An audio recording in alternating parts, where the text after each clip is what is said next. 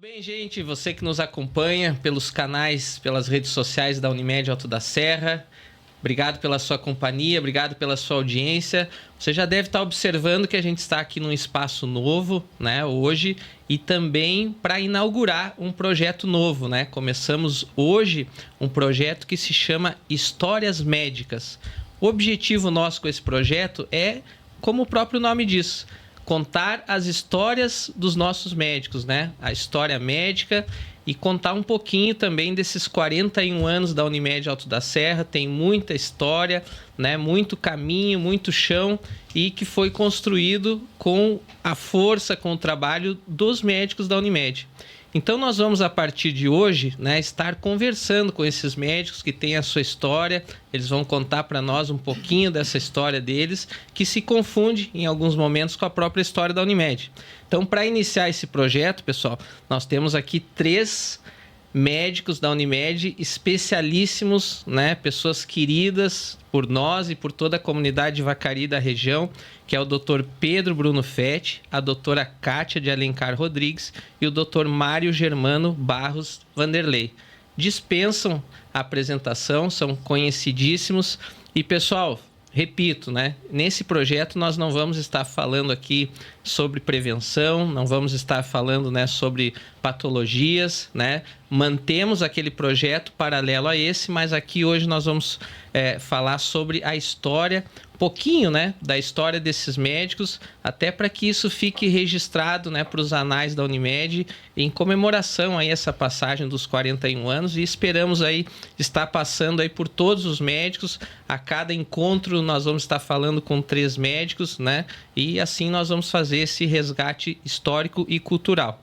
Começar pela doutora Kátia. Doutora, obrigado inicialmente, né, pela sua presença aqui, de estar nos abrilhantando com esse primeiro podcast das histórias médicas. Quero lhe agradecer a sua presença em nome da Unimed. E eu que agradeço, né? Me sinto honrada que estar nesse grupo aqui de pessoas tão queridas, né? Que bom, Obrigada. que bom.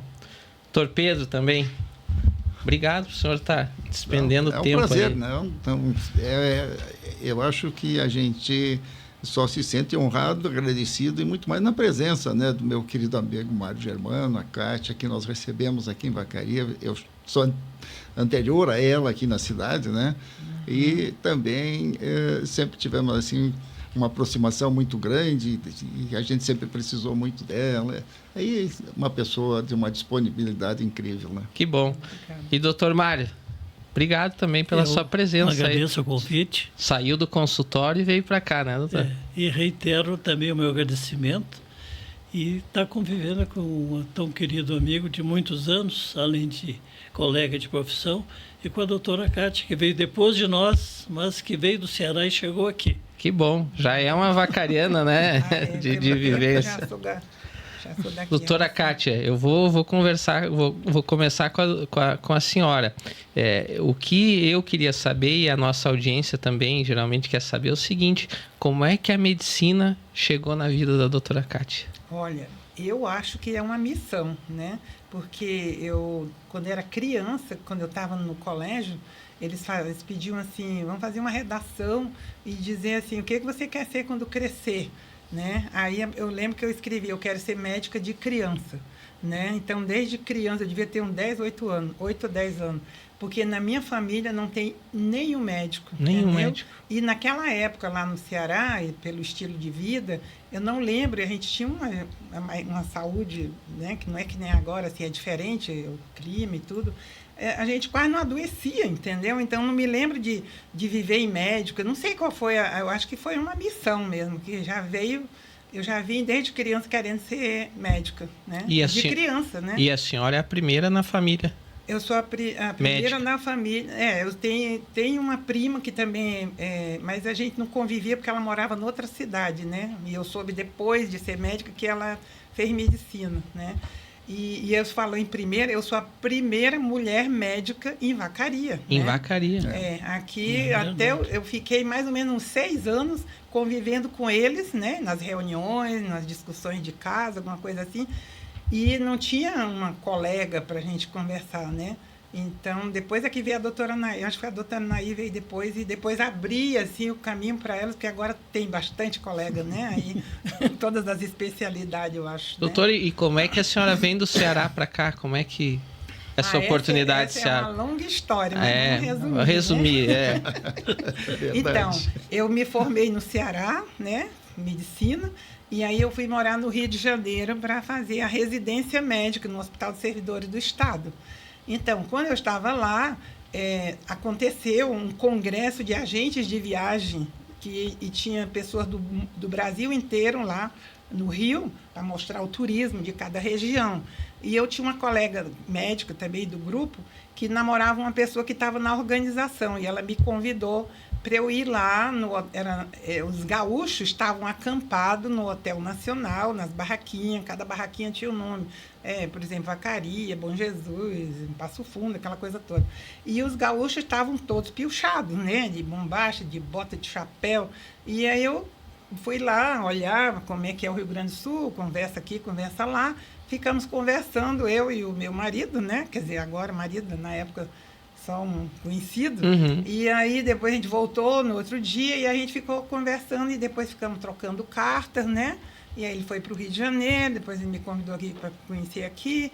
Depois surgiu um concurso para ser médica do Antigo Nampos ali, né? Aí eu vim fazer o concurso em maio, né? Estava namorando ele já, e eu dizia, eu vou fazer esse concurso, eu tenho que atuar no local onde eu passar, eu tenho que saber, eu vou para o Ceará, eu fico no Rio, eu vou para o Rio Grande do Sul. Mas já estava apaixonada, né? Então, vim para cá, fiz o concurso, passei, depois trabalhei 30 anos, né? Que estou até aposentada desse emprego.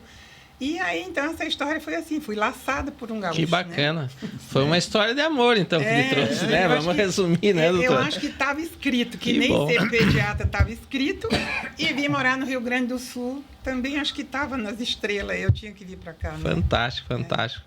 Doutor Mário, quantos anos de medicina? Pois, Osório, estou completando 59 anos. 59 anos. De exercício efetivo da medicina. E como é que entrou a medicina? Algum familiar antes? Bom, meu falecido pai era médico aqui em Vacaria durante muitos anos. Ele clinicou aqui de 45 a 67, mais ou menos. 68, Mário, porque eu vim para cá em 68 e ele estava aqui, eu conheci teu pai. Conheceu meu pai, né? 68 ele estava aqui ainda. Uhum. Então, a minha família são 11 irmãos, desses, Osório, 5 eram profissionais médicos, ainda tem um irmão que é. E isso, claro, aí a figura paterna influenciou muito nessa escolha da medicina, né? E fomos prestando vestibular naquela época difícil, porque tinha só 2 faculdades de medicina, em Porto Alegre, na URGS, onde nós nos formamos, eu e o doutor Pedro, e em Santa Maria. E o vestibular era uma verdadeira loteria, que eram certamente mais de 1000 candidatos, né, na época, e isso se tornava muito difícil o ingresso na Faculdade de Medicina. Mas conseguimos entrar, vencer, e em 1965 nos formamos. Estamos, então, com 59 anos de exercício efetivo. Eu diria que o vestibular na época não era uma loteria, era o contrário, era muito esforço, rígido, né? Muito esforço. Eu muito me lembro rígido. de se falar de mais de 1000 por vaga. Lembra que se falava não sei quantos 1000 por vaga, né, doutor? E não tinha tanta universidade, tanta faculdade como tem agora, né? Lá no Ceará só tinha também a Universidade Federal do Ceará. Então era uma dificuldade enorme para a gente conseguir entrar. Né? Tanto é que a formação do 2º grau, geralmente a gente terminava o ginásio aqui, e nem tinha 2º grau aqui, a gente ia estudar em Porto Alegre, para se preparar melhor para o vestibular. Então, realmente, o ingresso na Faculdade de Medicina é como tu disseste, era uma quase loteria. Doutor, me diz uma coisa, no seu caso, para mim está claro, a medicina já estava no sangue, né? Já estava no DNA da família. E o senhor tem recordação na época ainda do senhor adolescente e seu pai médico, eu pergunto porque assim, o Túlio me falou de situações interessantes, e ele vai vir aqui contar, dele acompanhar as cirurgias do pai, né? Por Sim. vezes até por necessidade, porque não tinha com quem deixar, né? Às vezes alguma cirurgia fora de hora, e o Túlio pequeno ainda ia acompanhar o Dirceu. O senhor tem alguma recordação Na desse? realidade, quando eu ingressei, meu pai, às vezes que ele praticava cirurgia, eu era convidado. Então, eu participava realmente dos atos cirúrgicos eventuais dele, né? Mas, assim, eu guardo boas recordações dessa época. E meu pai, na época, ele realmente não havia especialidade Osório na época. Tanto quando nós chegamos aqui, nós só tínhamos um médico especialista, que era o Dr. Marinho Costa, que fazia ortopedia. E ele fazia tudo. Ele fazia pediatria, que não tinha pediatra, obstetrícia e clínica geral e cirurgia, né? Então a gente se afeiçoou de uma maneira especial por essa inclinação médica, né? Que fantástico, doutor. Muito interessante. Doutor Pedro, e o senhor, como é que é os primórdios aí da medicina? Eu sou mais contemporâneo, mais ou menos, do Mário Germano, né? Eu, na verdade, também, na minha família, não tem médico, né? E eu sou, família grande, que nem a do Mário, eu sou o 6º filho de uma família, nós morávamos em Vila Ernestina. Era um distrito de Passo Fundo. Ficava 35 quilômetros, como é hoje, só que eram 2h30, 3 horas de viagem, né? E eu não sei porquê, lá naquele local, naquela vila, tinha um hospital. Né? Tinha um hospital e tinha médico que morava lá. E a minha mãe, ela não era enfermeira, ela era nem professora, mas ela ensinava tudo. E aí, de repente, eu vi ela ir lá no hospital, que ficava do lado da escola, e eu disse um dia lá, mas eu ainda vou ser médico. E aí fui estimulado pela minha mãe, pelo meu pai, e sempre com aquela ideia, né? E era um lugar, assim, de difícil locomoção, porque as estradas eram estrada de chão, né? Eu nasci em 43, então em 49, 50, não tinha como a gente viajar, né? Mas daí eu saí da escola do grupo escolar de Ernestina, meu pai conseguiu uma bolsa, eu fui estudar em Ijuí. Fiquei interno em Ijuí 4 anos, fiz o ginásio lá. Então eu aprendi muito, né? Aprendi a arrumar cama, lavar sapato, essas coisas todas, me organizar, de ir no escuro achar minhas coisas. Até hoje eu sou assim. Que legal. Né? Depois eu fui a Passo Fundo fazer 2 anos do científico, né, Mário? E que a minha irmã já morava em Passo Fundo, né? E depois eu fui a Porto Alegre. Então eu sou uma pessoa que saí muito, né, longe da minha família, mas sempre alguém perto, né? Em Ijuí eu tinha o meu irmão, em Passo Fundo eu tinha a minha irmã, em Porto Alegre eu tinha os parentes da minha mãe, que eram uns vindos assim de Florianópolis, porque ela era originária de lá. Então, ao mesmo tempo que eu estava longe dos meus pais, eu estava sempre próximo à família. Então, eu sou muito grato a isso, né? Porque isso me fez eu sempre ser ligado à família, né? E fui fazer vestibular, né? E passei também. Mas tem uma coisa interessante, quer ver, Fernando? Nas férias, antes do vestibular, que o vestibular não era em dezembro, né, Maria? Era em janeiro, né? Janeiro.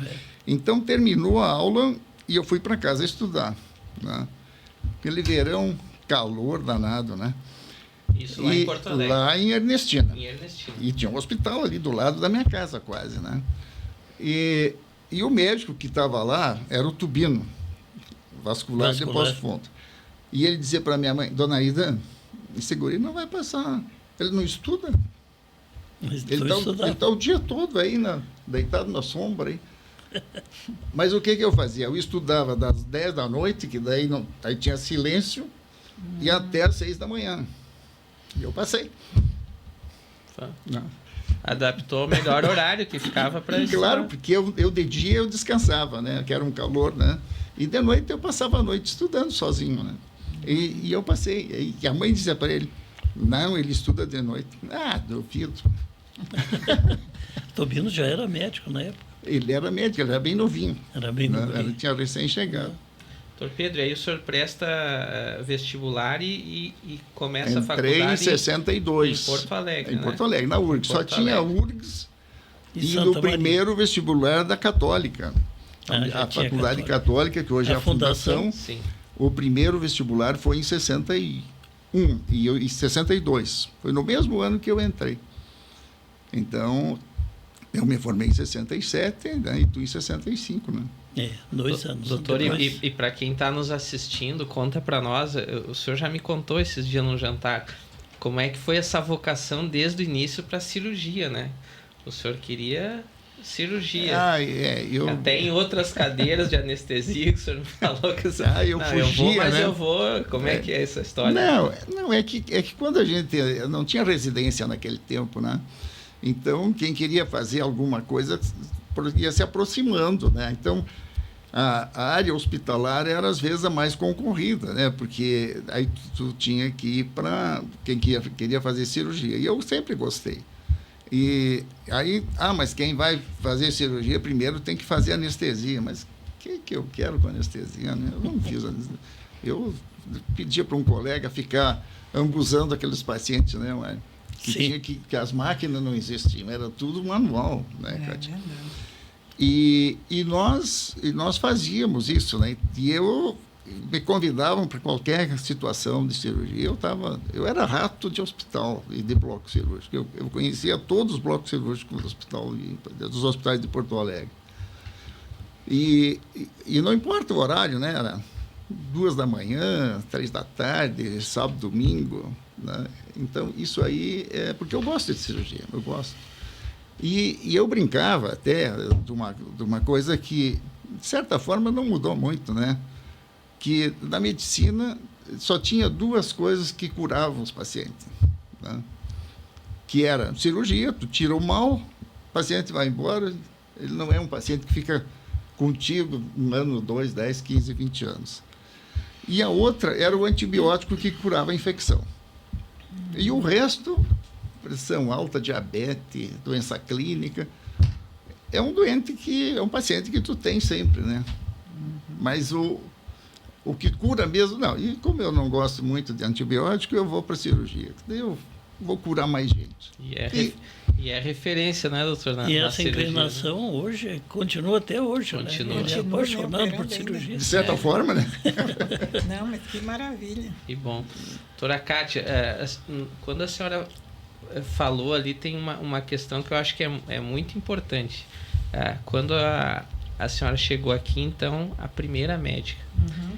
Só que a senhora só em Vacaria já está há quantos anos exercendo a medicina? 47 e vou me formar esse ano. Quer dizer, vou completar 50 anos de formada. Sim. De médica, né? Sim. E aí, como eu falei, saí de Fortaleza, me formei em 74, aí em 75, 76 fiz a residência de pediatria, vim para cá em 77, né? E aí fui a primeira médica, pediatra, tinha o doutor Telmo, né? O doutor Atílio e o Oswaldo também tinha chegado mais ou menos na mesma época, né? Na realidade, o doutor Telmo foi pioneiro aqui na pediatria, na pediatria, acho que foi, não sei quanto tempo ele chegou antes de mim, mas eu só sei que quando eu cheguei, já tinha eles, os 3, né, assim, os pediatras. Só eu. E como é que foi, doutora? Eu sei que a senhora foi muito bem recebida aqui pelos colegas. Mas como é que foi desbravar sendo a única mulher e, mais do que isso, a primeira, né? Porque, vamos lá, hoje, né, doutor, tá bem dividido, né? Não sei até se não tem ainda mais mulheres médicas, nós estamos a caminho de chegar lá. Esses dias eu vi... as faculdades já estão formando mais mulheres, né? Na faculdade tinha poucas, né? Não tinha muitas mulheres, né? E aí, mas assim, como é que eu vou dizer? A senhora carrega esse legado, na realidade. Tem um ditado que diz que o nordestino, antes de tudo, é um forte, né? Então, eu acho que eu me senti forte de enfrentar as dificuldades, porque na vida a gente tem que se adaptando, né?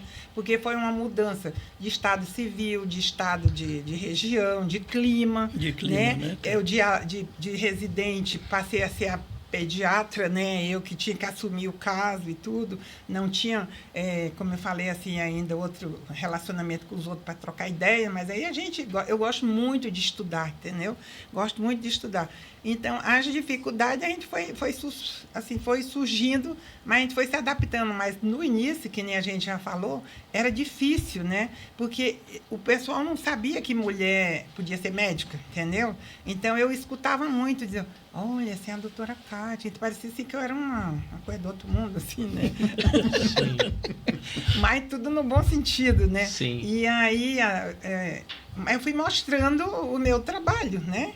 E aí fui me adaptando também, né? E trabalhei muito naquela época, então não tem todas essas facilidades, né? De celular. Aí depois eu tive a minha filha primeira um ano depois, né? Em 78, depois em 81. E a mulher, para trabalhar e ser mãe, aí já não é fácil. Tu tem que achar uma pessoa para ajudar, né? Então, para ficar em casa. E no começo tinha uma pessoa... Levei uns 5 anos para conseguir uma que me ajudou muito, mas aí tinha que trabalhar nos postos de saúde. Naquela época não tinha UPA, não tinha o plantão da Unimed, não tinha plantão em canto nenhum. A minha casa era um ambulatório, entendeu? Então, era como se fosse uma UPA lá em casa. Então, eu dizia assim, que quando eles desciam a rua ali, que eu morava perto do Artilho, se ele não entrava no Artilho, eles caíam lá em casa, entendeu? Aí a gente atendia. Não tinha hora para dormir, não tinha hora para comer, não tinha hora para nada. Então, sempre tinha um tocando a campainha, eu já tinha uma salinha que eu atendia lá. Quando eles não iam lá em casa para eu atender, aí eu ia nas casas também, conheci muita casa. Então, eu chamava, a gente ia, né, no inverno, que eu não estava acostumada com aquele frio, sair pisando em gelo, entendeu? Aí eu entrava nas casas, atendia e tudo. Então, eu acho que a Unimed foi uma grande aquisição, né, porque aí organizou e aí a gente já sabia que tinha um local, né, para a gente atender. E no hospital também a gente sentiu dificuldade, porque eu vim do hospital de residência lá, um dos melhores da América do Sul, né? Que é o Hospital de Servidores do Estado. Aí, quando a gente chega aqui, 47 anos atrás, né? É muito difícil, né? Depois eles vão também contar as dificuldades, né? Que aí não tinha... quando eu ganhei a minha filha, por exemplo, não existia o alojamento conjunto. Eu ganhei a menina e fiquei num quarto e a menina ficou no outro, né? Não podia ir para o quarto, né? Agora as coisas estão muito diferentes, né? Também as crianças que a gente atendia, eu atendia no posto de saúde, né? Atendi no Antignantes ali, né? Atendia uns credenciados do INPS que iam no consultório também. E naquela época, então, eu tinha que no hospital fazer visita, e aí tinha muita criança baixada, porque não tinha todo esse esquema, né, de posto de saúde. Nossa, era muita criança baixada, né? Então, dividido entre os 4 lá, então a gente ficava a manhã inteira lá. Depois eu ia para o consultório, depois do almoço eu ia para o consultório também, né? E de tarde eu ia no hospital. Então, às vezes, chegava em casa e dizia, o hospital ligou, porque não tinha celular, né? Então, aí lá vai a gente lá, e tinha também atendimento, por exemplo, berçário, né? Os berçários não tinham UTI neonatal naquela época. Então, a gente ficava com os bebês 1 mês, 2, para eles ganharem peso. Era como se fosse uma UTI lá, né? Então, tem casos, assim, que eu até anotei aqui de criança que nasceu em 1997, um parto gemelar, um nasceu com 1.300, um outro 200, depois tiveram tudo que tem direito os prematuros, e a gente atendendo, né, não tinha aquela coisa, manda ganhar não sei aonde, ou transfere, não, a gente assumia tudo direitinho ali, né? Teve um caso muito interessante não, uma coisa inédita, porque nunca mais ninguém viu. Um paciente veio lá de Esmeralda com tétano, tá? Não umbilical, tétano mesmo, né? E ele tinha crises de opstótomo, ele ficava duro quando fazia qualquer barulho, né? E aí a gente teve que pedir, no hospital deve ter pedido para a prefeitura, sei que interromper o trânsito nessa rua que passa do hospital, porque cada vez que fazia barulho, ele fazia assim. Então, lembra? Então foi um caso desse aí que foi uma coisa inédita. E depois teve várias outras coisas também que a gente atendeu, né? Uma vez também cheguei lá no hospital, porque na hora quando a gente chegou aqui, não tinha enfermeira, só a irmã Oliva e a irmã Paulette, depois né? a irmã Oliva, mas eram auxiliares. Só tinha auxiliar, né? não tinha nem técnica de enfermagem. Então, Tinha a irmã Lourdes também. A irmã Lourdes. Bem depois, eu acho, a irmã Lourdes, né? A irmã Lourdes Hertal e a irmã Lourdes Zago. Isso aí. Então, assim, a gente sentiu uma diferença enorme do hospital do ambiente de lá. De uma referência para vir para cá no hospital, né? As crianças, naquela época, tinha a pediatria, que as crianças ficavam sozinhas, entendeu? As mães não acompanhavam. Então, a gente ficava com um dó que chegava lá 5 horas da tarde para fazer a visita, estavam tudo chorando, entendeu? Com saudade da mãe, entendeu? Era uma coisa, né? Então, esses prematuros a gente atendi um que ficou, acho que uns 3, 4 meses para poder ganhar peso, porque nasceu extremamente imaturo, entendeu? E a gente dava conta de atender tudo direitinho, né? Esse do teto nos chamou a atenção. E uma outra situação também, quer dizer, várias, né? Mas uma que eu lembrei agora, me chamaram para atender um parto. Aí, quando eu cheguei lá, o meu colega não tinha chegado ainda. E não tinha nenhuma enfermeira e nenhuma técnica, né? E o neném estava coroando, a cabecinha saindo ali. E aí eu disse, doutor não chegou. Eu digo, me dá aí um bicho. Aí eu fiz a episiotomia, fiz o parto, entendeu? Atendi o neném, aí o doutor chegou, né? O doutor Emery, na época, né? Aí, porque eu cheguei primeiro, né? Eu sempre chego, quando eu fazia plantão, eu chegava primeiro que os obstetras. Eu gosto de chegar na hora. Assim, então. Aí eu só sei que eu peguei a criança, aí fui atender a criança, aí ele foi terminar de atender a mãe, entendeu? Histórias, então, né? Eu já fiz um pouco de tudo, até parto. Que bom. Doutor Mário, acredito que em todos esses anos de medicina já passaram gerações, né? Ali pelo seu consultório, enfim, o meu filho e agora o filho é pai, né? Eu acho que tem muito isso quando o senhor... E acredito também essa continuidade daquilo que era pacientes do seu pai, né? Tem muito disso, assim, de... eu já fui médico do teu pai ou do teu avô e agora sou do filho, sou do neto, né, doutor? Realmente. Osório, mas a gente, quando chegamos aqui em 1966, o doutor Pedro chegou 2 anos depois, nós enfrentávamos uma série de problemas. Por exemplo, ultrassom nós não tínhamos. Naquela época nós não tínhamos.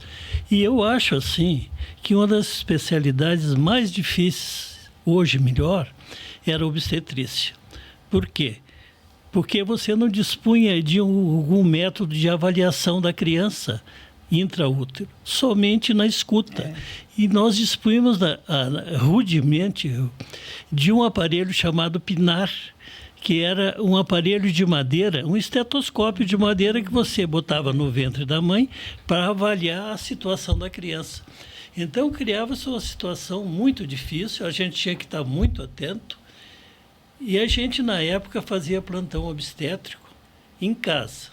Quando a gestante baixava, a enfermeira nos avisava. Em uma certa ocasião, a Kátia testemunha disso, eu estava em casa e a enfermeira de plantão me ligou para ir urgente na sala de parto, porque tinha uma mãe praticamente em óbito. Chegando lá, realmente a mãe estava em óbito. Aí a auxiliar me disse, doutor, a criança está quase nascendo. Aí nós aplicamos um fórceps e conseguimos que a criança nascesse, a mãe morta e a criança nascendo. Então foi um fato que me marcou muito nessa especialidade. E hoje eu invoco o testemunho da Kátia, que eu chamei ela para atender a criança, que na época nasceu em péssimas condições, mas graças ao serviço dela. Hoje eu não perdi o contato com esse... Hoje é um rapaz, e se criou. Foi um fato inusitado, assim. Então, eu acho que a obstetrícia era muito difícil, e nós fazemos, o Pedro, eu, o falecido doutor Xavier, o falecido Emery, nós éramos plantonistas de obstetrícia. A especialidade que nós tínhamos não existia, não era, mas nós realizávamos esse tipo de trabalho. E eu julgo que realmente era muito difícil. E a gente sofria muito porque envolvia a vida da mãe e a do filho, com recursos de avaliação muito restritos, que muitas vezes a gente levava a cesariana por causa da impossibilidade de a gente avaliar melhor a situação do feto. E muitos recursos, né, doutor? Vamos lá também. Tomografia, ressonância, PET scan são tecnologias recentes, né? Recente. Na época não é que não tinha o recurso, nem existia esse ferramental, né? As minhas 2 filhas nasceram também, para mim foi surpresa na hora que nasceu o sexo, não sabia que era, porque não tinha ultrassom. Não. E na hora de nascer, foi bem no período de férias, o colega que fez a cesárea disse que ia sair de férias porque eu deveria ir em Passo Fundo. Aí eu disse, não, eu acho que eu vou ficar por aqui. Fiquei com medo de o neném nascer na estrada, né? E aí, no fim, quem atendeu na época foi até o doutor Luiz Augusto, o Froze, né? E o doutor Atílio, era a equipe, né? E outro caso que ele estava falando da obstetrícia, uma vez eu estava no hospital, que eu fui lá ver meus pacientes, e o interfone estava pedindo médicos correndo para ir no centro cirúrgico com emergência, né? E aí eu fui correndo lá para atender. E chego lá, tinha acontecido uma ruptura de útero no parto normal, e o doutor, acho que foi o doutor Cássio, levou a paciente para o centro cirúrgico, né? E aí, quando eu chego lá, quem estava auxiliando era quem estava no hospital. Então, tinha o Ronaldo, o doutor Golim, então, tudo assim de última hora. Mas a criança sobreviveu e a mãe também, né? Foi uma coisa que deu de coincidência de ter médico na hora, mas não tinha nenhum especialista, foi todo mundo para ajudar, né? Sim. Mas a obstetrícia não é fácil mesmo. Muita Mas, surpresa, né?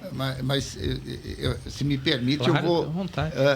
Eu vou contar uma historiazinha um pouquinho, agora saindo dessa linha ali, mas relacionada à obstetrícia. Estava comentando, né, Fernando, que atendeu o pai, o avô, sei lá, filho, e tal, neto. filho e tal. Eu estava me lembrando agora de um fato assim. Num rodeio aqui de Vacaria, não muito tempo atrás, uns 8, 10 anos atrás, eu não tinha plantão assim como tem hoje, né? Então, eu passando ali pelo hospital, doutor, o senhor atende um paciente aqui? Não atendo, porque a gente sempre atendia, né? O médico está de plantão. Então tá, sempre. foi ali. Aí disseram assim, o doutor Pedro vai te atender. Entra ali naquela salinha ali que ele já está chegando. Tá, daí cheguei ali.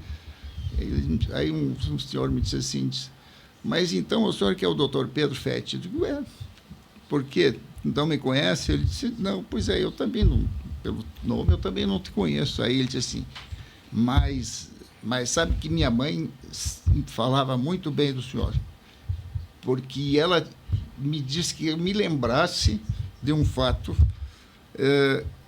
que ele disse assim, quando eu nasci, foi o primeiro parto que o senhor fez aqui em Vacaria. Eu digo, não, para um pouco, será que é verdade? Aí, né, Mário? Aí disse assim, que dia tu nasceu? Eu nasci no dia 2 de fevereiro de 68. Fazia uns 15 dias que eu estava aqui em Vacaria. E era verdade mesmo. Verdade. Daí ele me falou da mãe dele, eu me lembrei. Quer dizer, então, são essas coisas que muda. Ele estava com uns 35 anos, mais ou menos, e ele nunca tinha me visto depois. Não nem antes, porque ele me viu quando ele nasceu, né? E ele me contando que a mãe dele, ele lembrou daí quando ele foi. Então, isso, para nós, na nossa profissão, isso é muito gratificante, né? Porque tu vê, assim, que ainda as pessoas são boas. Nós, às vezes, temos uma ideia de que não é assim. Não, mas é assim. Então, são coisas que são muito, muito agradáveis, assim, de a gente ouvir e aí vem aquela frase assim que eu considero também uma coisa importante, que eu ouvi um professor repetir isso numa palestra para estudante de medicina. E ele disse aquilo que a gente sabe, né? Que se tu não gosta de gente, troca de profissão ou vai fazer uma coisa técnica dentro da área, mas não trate de paciente. É verdade. Né? E isso é uma grande verdade, né? É verdade. E a gente que fez clínica sem recurso técnico ou tu inspirava confiança pela tua atitude, pela maneira de tratar, pelo que tu tinha já de história no paciente, porque tu não vinha com o exame lá e dizia assim, o exame aqui está mostrando que tu tem essa doença. Mas que a clínica é soberana, né? É. A clínica. E aí, Mário, eu me lembro também, mas eu vou contar bem ligeirinho. Um dia que um amigo teu, cliente teu, amigo meu, eu passando no hospital ali, olhei, o que está fazendo aí para a esposa dele? Né, caiu do cavalo. Eu digo, já avisaram o Mário? Já, o Mário está vindo aí. Aí eu disse, não, mas vamos adiantar isso aqui, vai fazer um raio-x, não tinha ultrassom. E eu peguei, botei ele na maca e indo para o raio-x, no corredor do raio-x, olhei para ele assim, negativo, sobe direto para o bloco, avisa o doutor Sebastião que o doutor Mário está vindo aqui, que isso aqui está com o baço roto. Te lembra? Eu não... Aí quando tu chegou... Era o Paim, né? Eu já estava lá em cima com o paciente, e também não ia adiantar nada o raio-x, né? Mas a facilidade que a gente tinha, porque nós éramos muito parceiros, porque o Mário, na verdade, ele acreditou em mim, não sei porquê. Por razões óbvias. Né? Mas, Fernando, o fato mais inusitado que o Pedro e eu participamos, e o falecido doutor Emery, foi uma rafia de coração. E esse fato é inusitado. Eu acho que aqui no hospital nunca ocorreu, quer dizer, pode ter ocorrido alguns anos depois. Mas o inusitado do fato é que esse cidadão, ele era pai de um enfermeiro e sofreu uma facada no tórax. E, claro, era desesperador o caso e nós levamos para o bloco. E o mais curioso de tudo é que o doutor Sebastião, que era anestesista, não estava presente na cidade. Então, o doutor Emery assumiu a anestesia sem entubar o paciente. Nós fizemos uma toracotomia com rafia cardíaca sem operar o paciente. E sem o coração parar, né? E sem o coração parar, Nossa, porque é básico. Então, foi suturado o ventrículo esquerdo, que a facada atingiu o ventrículo esquerdo. E estava jorrando sangue, né? Se a gente não interfere rapidamente, a situação estava definida, né? Sim. Nós recuperamos esse paciente, o paciente saiu da sala vivo, viveu muito tempo depois apresentou uma colicistite aguda que o Emery terminou operando. Mas são fatos assim que marcam a vida da gente. Esse fato da rafia cardíaca, para a época em Vacaria, sem anestesia, sem poder entubar o paciente, foi uma coisa sensacional. A ausência de recursos, me corrija se eu estiver errado, mas a ausência de recursos deixa o feeling do médico mais aguçado, né? Sim. E vamos lá, né, doutores? Evoluiu muito a medicina em Vacaria nos últimos anos, mas essa realidade que vocês estão fotografando aqui, ela ainda ocorre em alguns interiores aí desse Brasil. Ainda tem muito médico tendo condições iguais ou até pior daquelas que vocês tinham há 40, 50 anos atrás, pela precariedade. É fato, né? É um fato.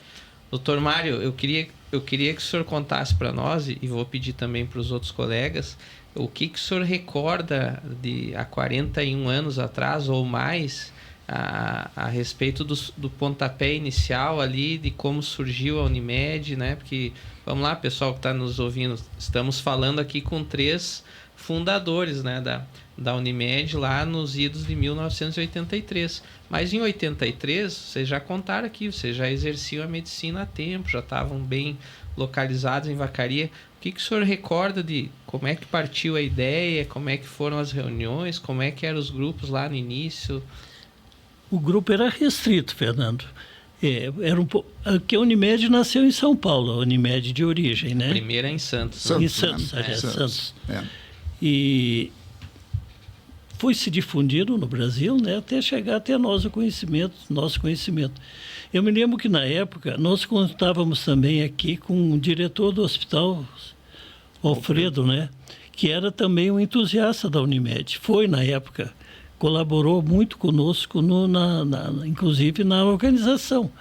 Eu me lembro que era o Pedro, o Bocchese, eu, o Dr. Jacob, né, Pedro? O Clever e o... O Dr. Clever e o Paulo. Paulo Cássio. Quadros, Paulo eles Cássio. tinham já uma empresa. Estavam iniciando uma empresa, né? Isso. E nós trouxemos, aí foi convidado e veio aqui vender a Unimed, o sistema Unimed, um colega de Santa Maria, né? Que ele veio umas 2, 3 vezes, Irion, parece que era o nome dele, né? E aí ele veio nos explicar a diferença de cooperativa médica para medicina de grupo. Então, nós estávamos assim, com uns colegas iniciando uma medicina de grupo. Inclinados para esse e nós um embrião de Unimed. Uhum. Então, nós nos reuníamos e achamos que seria uma solução boa para organizar a medicina, para organizar também o trabalho médico, né? E nós conseguimos, nós entendendo isso, convencer também os colegas que estavam indo para outro caminho, para a medicina de grupo. É verdade. E eles abraçaram conosco. Isso aí foi uma coisa emocionante, foi muito bom, e eu acho que isso mostra a grandeza e a proximidade e o coleguismo que já sempre existiu aqui em Vacaria, né? Aqui sempre... É verdade, Pedro. Aqui sempre todos os colegas foram muito bem recebidos, e os que foram embora não foi por isso, foi porque eles não se adaptaram ao nosso sistema de trabalho, que é transparente, que é colega, que é ético, né? Então, isso aí, né, Cátia, eu acho que é uma marca registrada de Vacaria, sabe? Isso é muito bom. Eu escuto, inclusive, isso, eu acho que ninguém melhor que a doutora Cátia para dizer... Até no meio jurídico, os servidores que vêm para atuar no judiciário, no Ministério Público, olha, é difícil o que não quer ficar em Vacaria, né?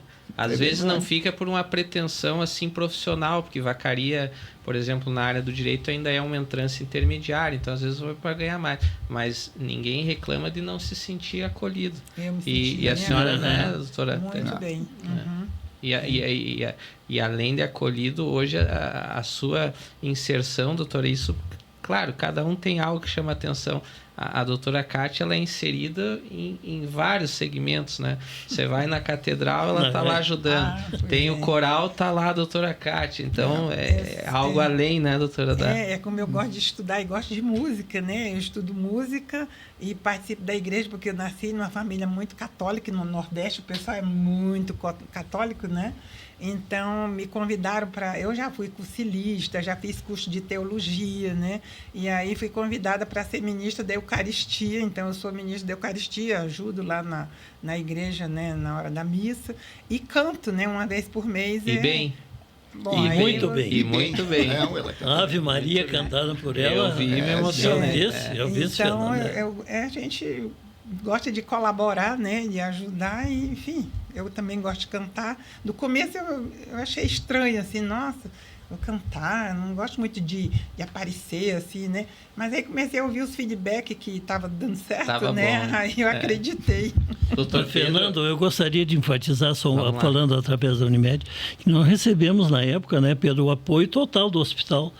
E o hospital colaborou muito nisso aí.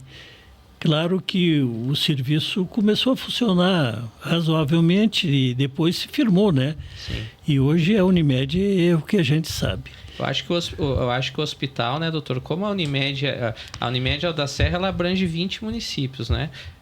Eu acho que o hospital foi o primeiro grande parceiro, assim, até porque a Unimed nasceu aqui, né?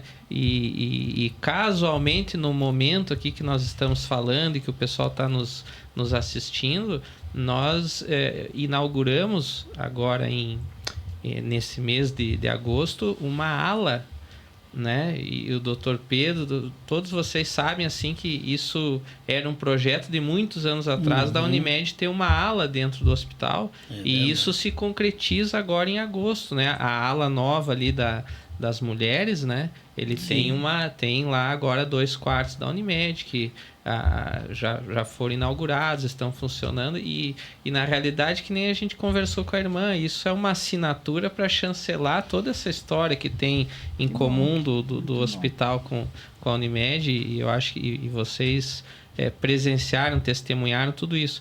Mas eu ia perguntar, doutor Pedro, o seguinte: eu estou convivendo com vocês médicos há quase 25 anos. E a gente tem dias bons e dias ruins, todo mundo é assim, né, doutor? Mas entre dias bons e dias ruins, até hoje, em 25 anos, eu não vi ninguém falar que o doutor Mário teve esses dias ruins. Diz que o doutor Mário é sempre essa pessoa. O senhor testemunhou algo diferente ou da onde que sai essa calma do doutor Mário? Não, isso aí é intrínseco, né? E esse cabelo branco dele não é porque ele sofre muito, é porque ele já, desde que eu conheci, já tinha cabelo branco. Mas o Mário é um exemplo de colega, né? Sobre todos os aspectos, né? Obrigado. E pai de médico também, né? Sim, então, e avô também, de futuros avô médicos, né? também, né? Então eles são de uma netos família medicina. né? Uma família tradicionalmente que eu digo assim porque isso é uma faceta do Dr. Mário. Enfermeiros, médicos, todo mundo... o Mário é sempre o mesmo. Quem conheceu diz que há 40 anos atrás, que é essa paz em pessoa, né? É que o Mário é um cara organizado, né? E tudo, né? Mas tem aqueles aspectos, assim, né? De que cada um tem uma maneira de trabalhar, né? E o Mário sempre foi muito correto, e ele até de vez em quando ele pagou algumas coisas por ele acreditar muito nos colegas, né? Então, mas coisinhas, né, Mário? Tudo coisa que se reverteu, né? Mas eu acho assim que a história da medicina aqui de Vacaria, nós participamos de uma transformação muito grande. Na época porque foi mesmo. quando eu vim para cá, existia mais do que um hospital, né? Existia o hospital do teu pai, né? Do Dr. Vanderlei, do Dr. Elias, o hospital do batalhão e o hospital das irmãs, né? E esse hospital que o senhor fala era onde? qual deles? Não, esse do Dr. Mário, na Inácia Vieira. Onde hoje é um hotel, né? Onde hoje é um hotel. Onde funcionou a Urgimed também. Lembro. A Urgimed, que era um serviço de urgência, na época do prefeito Palombini, não foi, Pedro? Também, assim. Foi antes, era Mesari, que era prefeito. Eu sei que foi um serviço de urgência ali. Era um serviço. Da minha época de 82 para cá, eu me recordo dali ser um serviço de saúde. Não me lembro se era o hospital ainda ou se já era esse que o doutor falou agora. Mas existia. Quando o pai foi embora, Osório, ali nós chegamos a atender o Pedro, eu atendíamos ali. Mas depois veio a reforma com a Previdência, veio o SUS, né? E tornou-se inviável, né? Aí o hospital abraçou tudo, né? Que o SUS em 88, 89, né? Daí já foi unificando os vários níveis, né? Municipal, estadual e federal, ficou tudo num só. Sim. E isso criou uma concorrência entre a medicina pública, né? Assistência médica preventiva e de medicina preventiva e de assistência mesmo, com as privadas, né? E a Unimed, na verdade, nunca sofreu muito com isso, né? Mas eu, como participava bastante, até de forma efetiva, na saúde pública, porque eu fui secretário da saúde, vivi todo esse período. Foi secretário da saúde, né? Na época do Palombini, né, Pedro? Não. Na época do doutor Manharte? Não, na verdade, o Palombini nunca foi muito de fazer muita coisa na área médica que a gente quisesse fortalecer, né? Mas foi depois do Palombini. Foi depois. Foi na época do Manharte, na época do Mesari. E depois, né? Então, porque o Palombini foi bem anterior ao SUS, né? Sim. Mas nós tínhamos assim, uma competição sadia, porque era complementar. Na verdade, a gente... o mesmo, se fosse para beneficiar o paciente ou um tratamento que a gente pudesse conseguir, a gente não disputava o paciente, a gente dava sequência aos atendimentos, né? E isso aí é característica de Vacaria. Isso aí eu acho que... e nós temos uma parcela, né, uma parcela de contribuição, porque a gente não permitia muita briga, assim, né, né, que qualquer coisa que fosse prejudicar um paciente não caía, nós não dava sequência. Então, por isso que a Unimed também conseguiu crescer com esse clima, com essa maneira de cobrir, dar uma cobertura boa para a população de Vacaria. A população de Vacaria, eu acho que não teve esse tipo de prejuízo quando houve competição, porque a Unimed cresceu, ampliou os serviços, ampliou o quadro de cooperados, né? Ofereceu exames e, paralelamente a isso, e a sua moda, a área pública também foi evoluindo, né? Então, um desafio outro, né, doutor? Mas sempre sadio. Por quê? Porque o número de médicos não era tão grande e nós circulava pelos dois, né? Uhum. Então era bem interessante isso. A pandemia foi um momento que a gente viu bem que há essa competição saudável, mas na hora que o bicho pega, tudo se une, né? Eu me lembro na pandemia de nós sentados na mesma mesa, o hospital, Secretaria de Saúde, Unimed, e unindo esforços, né? Porque em situações, né? A solidariedade aí, ela mostra a verdadeira solidariedade na pandemia, né? Que aí foi uma coisa fantástica nesse aspecto, né?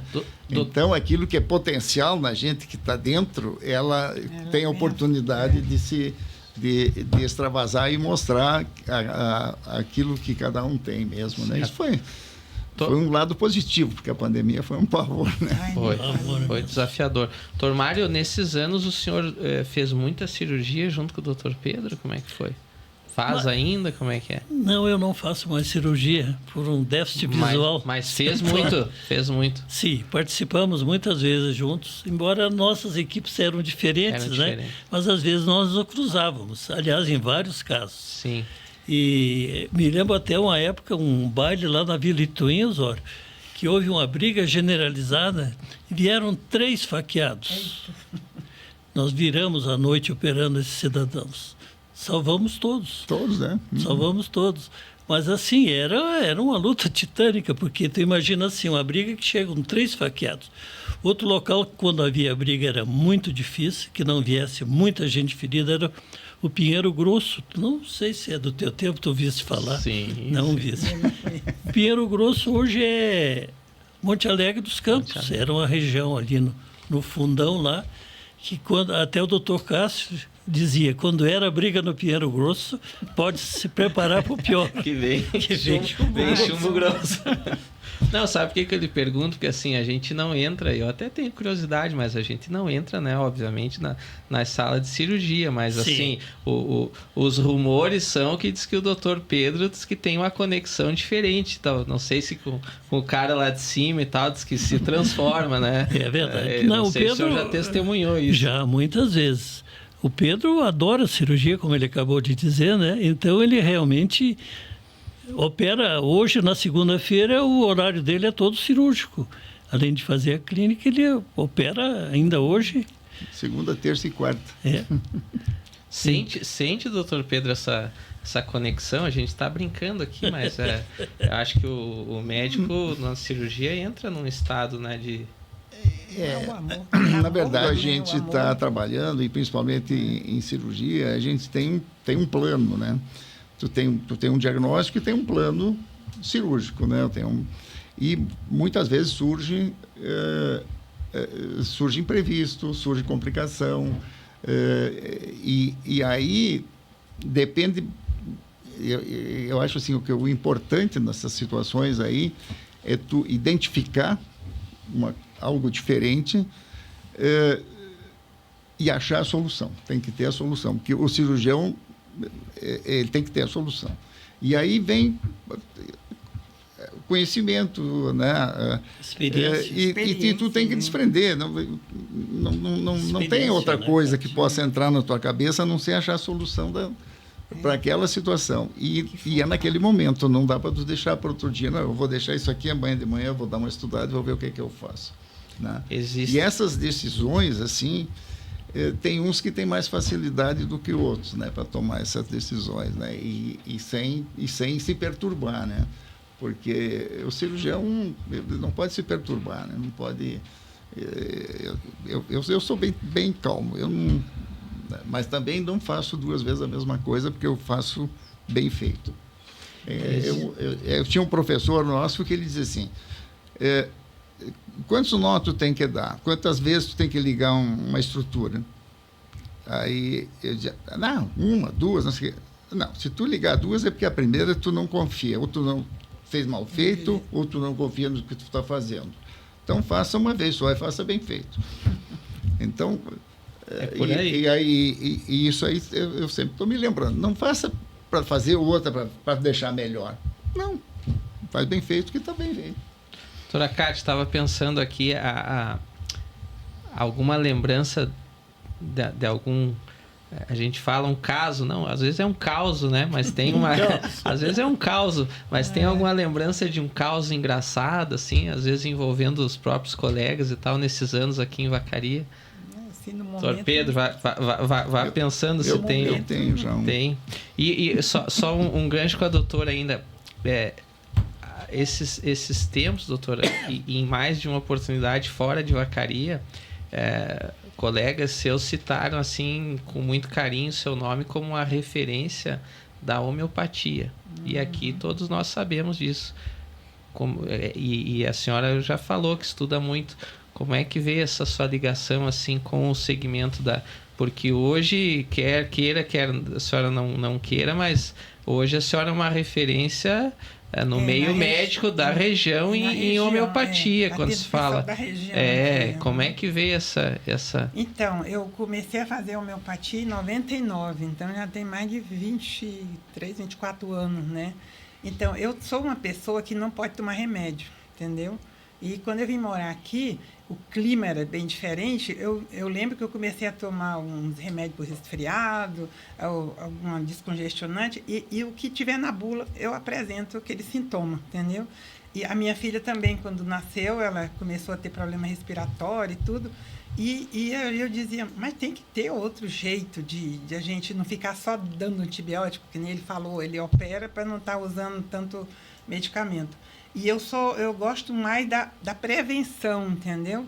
Que a gente possa educar a pessoa, mudar o estilo de vida, né? E se for para tomar alguma medicação, que tome alguma coisa para dar uma equilibrada no organismo, porque a gente vive num mundo muito tóxico, muito estressante, muita coisa, e vai botar mais remédio, mais coisa, desequilibra mais ainda. Então, em 1999, eu vi numa revista de médico, uma revista, era JB, Jornal de Medicina, enfim, que tinha um curso de homeopatia que ia para Porto Alegre, né? Aí eu disse, eu vou fazer isso aí. Não sabia o que era homeopatia, tanto que quando eu comecei as aulas lá, eu dizia, mas a gente é muito cartesiano, a gente quer que prove, quer aquelas coisas todas, né? Porque esse é um outro lado da medicina, a gente trabalha com a energia, né? Que a gente sabe que a gente não é só o corpo físico, né? A gente tem um corpo de energia e quando dá uma desequilibrada nessas energias, a gente manifesta com sintomas, né? E aí eu sei que eu fui e me inscrevi. Eu fui 10 anos a Porto Alegre fazer esse curso. Então, eu fiz 3 anos a formação, depois o curso de pós-graduação, depois eu fiz o título de especialista, né? E aí comecei a praticar. O primeiro paciente foi o marido, que quando eu conheci ele vivia tossindo, espirrava. E aí eu digo, vou começar a botar em prática aqui, assim. Ele, graças a Deus, ele nunca mais manifestou aquela rinite que ele tinha, né? E aí fui experimentando os pacientes e fui vendo, né, que é mais ou menos isso que eu gosto. E fora isso aí eu enveredei também para, como eu disse, que eu estou sempre estudando e buscando alguma coisa que eu só uso mesmo esses medicamentos em mim, né?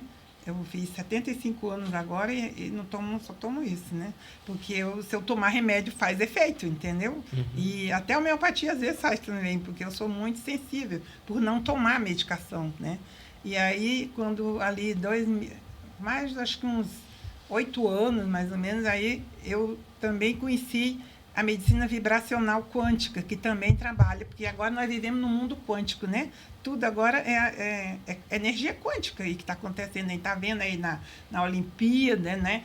Eu fiquei ontem pensando, aquele pessoal está lá fazendo aquelas manobras lá no mar, e como é que eles estão filmando todos os detalhes? É tudo através da energia que vem daqueles drones, sei lá de onde. Então a energia está em tudo, né? Está no celular, está na... Enfim, então, e o corpo da gente também, a gente mede a energia através de um eletroencefalograma, de um eletrocardiograma, que mostra a energia do corpo, né? Aí tá, então estou trabalhando também com isso, tenho um curso de biorressonância aplicada à saúde, porque tudo também é energia, e agora terminei uma pós-graduação em medicina indiana, que é a medicina Ayurveda, que é o Ayurveda, quer dizer, é uma medicina que cuida do ser também, cuida vê muita alimentação, né, para a gente ter um estilo de vida mais saudável, né? Então, eu gosto muito da prevenção, por isso que eu enveredei por isso aí. Que bom, que bom. Pessoal, a conversa passou que a gente nem viu o horário e já estamos quase dando o nosso horário aí. E quero dizer que prazer, né? Para mim é uma satisfação essa 1 hora que a gente tem aqui para, né, aprender, ouvir a história de vocês. Queria deixar uma amarração final aqui para vocês deixarem uma mensagem, né, para quem está nos vendo, para a comunidade, para a família de vocês. Afinal de contas, como eu disse no início, esse projeto também é uma forma de nós, Unimed, homenagear, né, aquelas pessoas que construíram toda essa história, deixaram todo esse legado, não um legado só da Unimed, um legado na medicina, né, um legado na profissão, né, e vocês são espelhos para esses médicos que vieram depois, que aqui instalaram. Começar com o Dr. Mário, bem à vontade, doutor, deixa sua mensagem aí e dizer que foi uma satisfação estar essa 1 horinha aí com o senhor lhe ouvindo e junto com os seus amigos aqui. Eu agradeço a oportunidade, Osório, e quero reiterar o meu agradecimento à Unimed por esse convite tão especial para nós que vivemos a medicina há mais de 50 anos, o Pedro certamente, a Cátia menos, completará agora 50 anos. E agradecer a oportunidade da gente se expressar, contar algumas histórias da medicina local. Muito obrigado. Que bom, senhor. Doutor Pedro.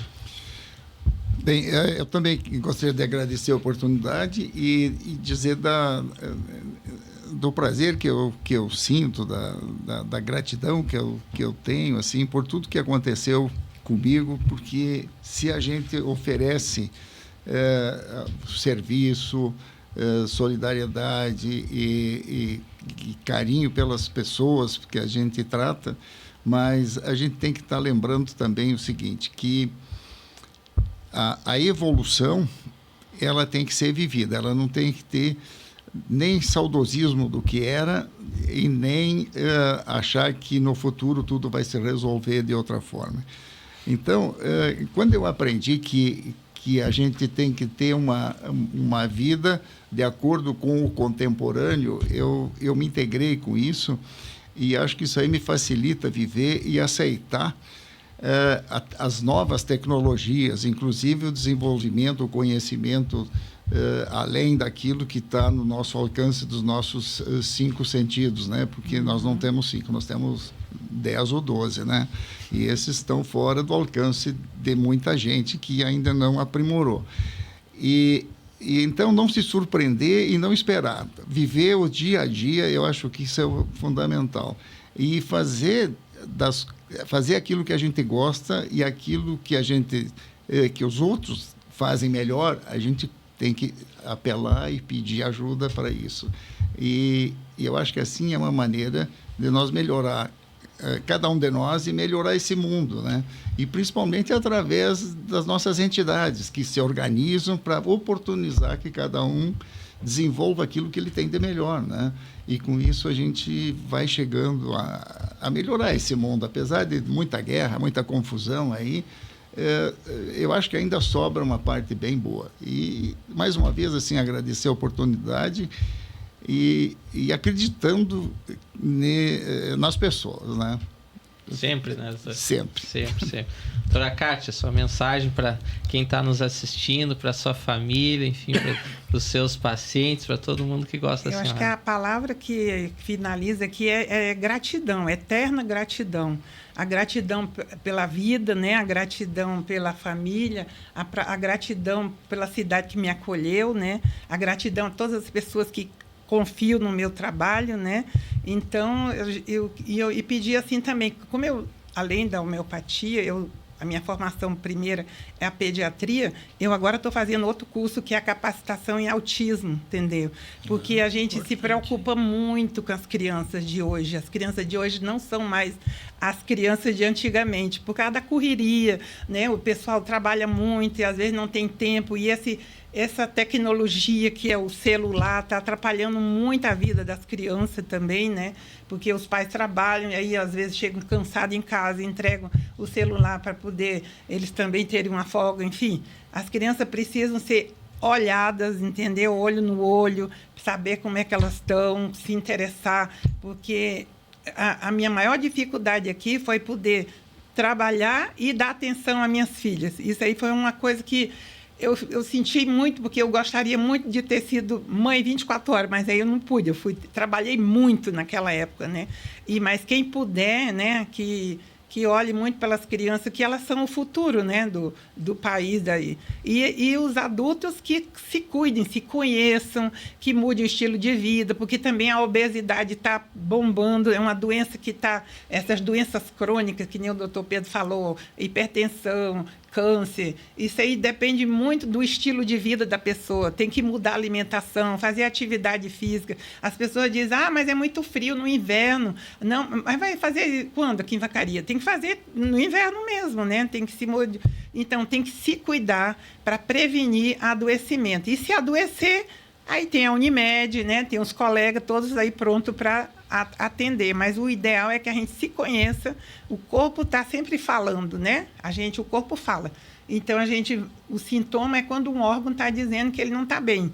Então, a gente que se conheça, se observe, viva o aqui e agora, como o doutor Pedro falou, e que seja grato, porque quando eu comecei a estudar física quântica, então consegui mais um pouco assim entender a imensidão do nosso Criador, porque o universo, a gente só conhece 4% dele. O resto é tudo matéria escura, é tudo energia escura, e a gente, às vezes, se acha o dono da verdade, a gente não agradece que tem um Criador que ama a gente com paixão e que, se a gente se alinhar com ele, a vida flui, né?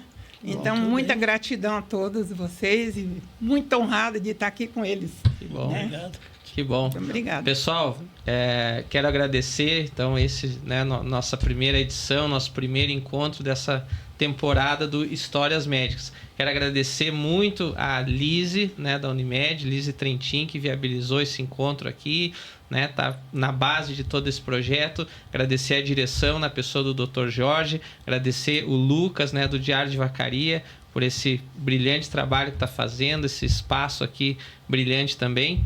E agradecer, né, pessoal, por essa oportunidade que me dão de estar aqui com vocês, né? Repito, é uma hora fantástica onde eu aprendo muito e só tenho a desejar que Deus continue dando muita saúde para vocês três, que vocês continuem atuando ainda na medicina por muitos e muitos anos e sendo exemplo para todos esses que querem ser médico, né? Que pretendem ser médico e que já são médicos e que com certeza se espelham muito assim no perfil profissional de vocês, mas principalmente na pessoa assim, que vocês representam. Então, a todos que nos acompanharam até agora, nosso muito obrigado. Sigam a Unimed nas nossas redes sociais e aguardem que em seguidinha nós estamos aí lançando o nosso segundo encontro com mais 3 médicos para contar histórias médicas. Muito bem. Muito obrigada. Tá bem.